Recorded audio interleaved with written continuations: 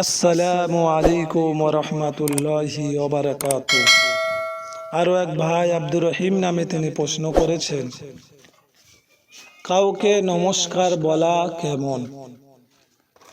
ভারতবর্ষের মুসলিমরা হিন্দু সম্প্রদায়ের সাথে বসবাস করার কারণে তাদের বহু নীতি মুসলিমদের মধ্যে প্রবেশ করেছে।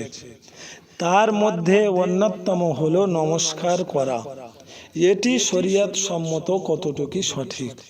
এর উত্তরে আমি বলতে চাই, আজকাল যে সমস্ত মুসলমান বিভিন্ন রকমের ফিতনার মধ্যে ডুবে আছে, আমরা অনেক কিছু কথা এমন বলে থাকি যা আমরা উলামাদের থেকে জিজ্ঞাসা করি না, তাদের থেকে আমরা জানি না।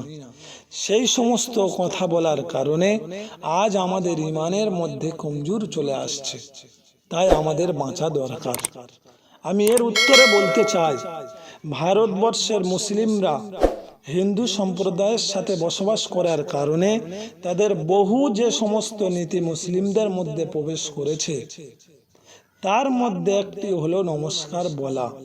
এটি ইসলামী শরিয়তের মধ্যে কোনো অস্তিত্ব নেই এবং তা কোনো গায়র মুসলিমকে বলা অনুমতি নেই, কারণ এটা তাদের ধর্মের বিশেষ শব্দ, যার অর্থ আমি আপনার পায়ে মাথা নত করলাম।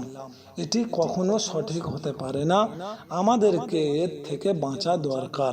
এর দলিল হলো আল্লাহ সুবহানাহু ওয়া তাআলা সূরা মায়েদার 51 নম্বর আয়াতে বলেন, ইয়া আইয়ুহাল্লাযীনা আমানু লা তাত্তাখিযুল ইয়াহুদা ওয়ান নাসারা আউলিয়া বাযুহুম আউলিয়াউ বা'দ ওয়া মান ইয়াতাওয়াল্লাহুম মিনকুম ফাইন্নাহু মিনহুম ইন্নাল্লাহা লা ইয়াহদিল কওমাজ যালিমিন।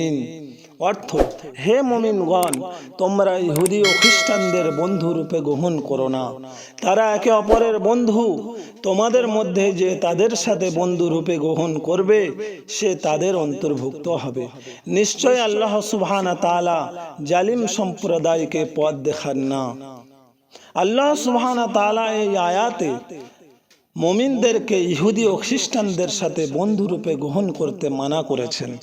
আরো একটি দলিল হলো আন ইবনে উমর রাদিয়াল্লাহু তাআলা আনহু قال قال رسول الله صلى الله عليه وسلم من تشبه بقوم فهو منهم।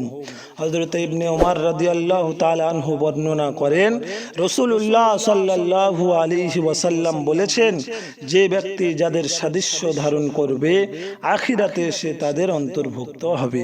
এটি আবু দাউদ শরীফে 2 নম্বর খণ্ড 559 নম্বর পৃষ্ঠায় লিপিবদ্ধ রয়েছে। আমরা এই হাদিস ও কোরআনের দ্বারা এটাই বুঝলাম যে আমরা আল্লাহ সুবহানাহু ওয়া তাআলার হুকুম ও আহকামকে মেনে চলি। আজ আমরা জীবনকে ধ্বংস করে ফেলছি, আজ আমরা নিজের ঈমানকে দুর্বল করে ফেলছি। তাই আমাদেরকে সঠিকভাবে চলার, সঠিক হুকুম মানার আল্লাহ সুবহানাহু ওয়া তাআলা আমাদেরকে চলার তৌফিক দান করুন।